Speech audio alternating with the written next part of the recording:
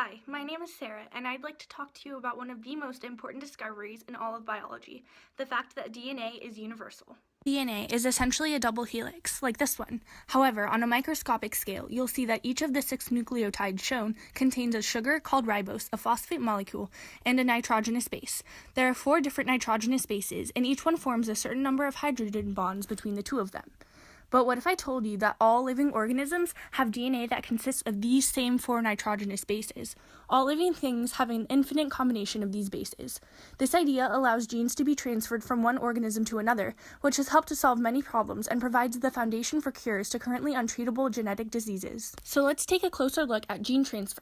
The process of gene transferring involves, obviously, taking the genes from one person and putting them onto another, right? Just kidding. Gene transfer actually involves cutting out certain fragments of DNA from one organism and placing the DNA into another organism, which is done by restriction endonucleases. These special enzymes cut certain parts of DNA that are in a palindrome pattern, such as this one.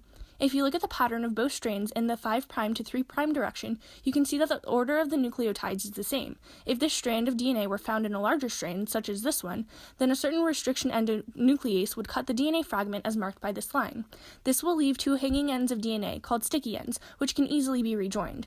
Restriction endonucleases play an important role in gene transfer. Take a look at this bacterium. The red circle is called a plasmid. The other blue, stringy structure is chromosomal DNA. In the first step of gene transfer, the plasmid is removed from the cell, and a gene of interest from another cell is removed by the restriction endonucleases I talked about earlier.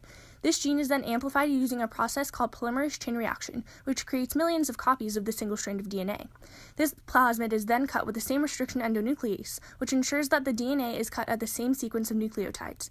DNA ligase then splices the plasmid and gene of interest together. The resulting product is called a recombinant plasmid. This recombinant plasmid is then placed into the desired host cell, hopefully causing the cell to express the gene of interest. Gene transfer has been used to solve many problems. Scientists have found a way to take a certain bacterium from soil called Bacillus thuringiensis, or BT, and transfer a gene into corn plants. The gene caused the corn plants to secrete the bacterium, which also acts as an insecticide.